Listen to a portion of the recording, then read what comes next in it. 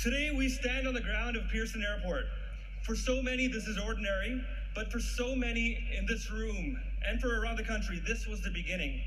Because for so many, this was the first time they stepped foot on Canadian soil.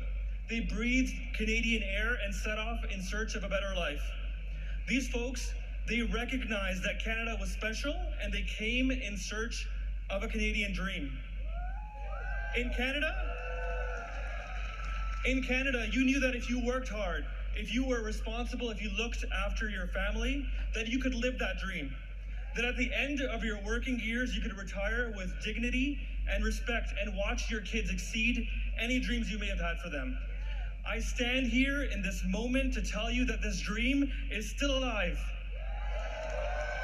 In fact, today we gather to reaffirm our conviction in that dream that although we are not complete and we may never be, that we have the hope to work towards a better future.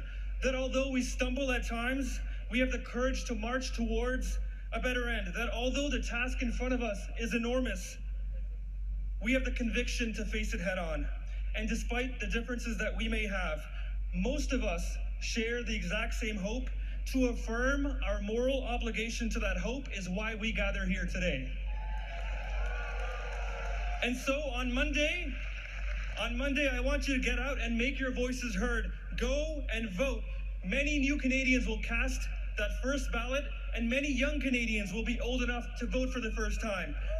Whether you are young or old, whether you landed here at Pearson Airport recently or you saw it being built, whether you are cheering for Canadian teams in the playoffs or you're just cheering for Team Canada, if you can, go and vote. Thank you, Mississauga.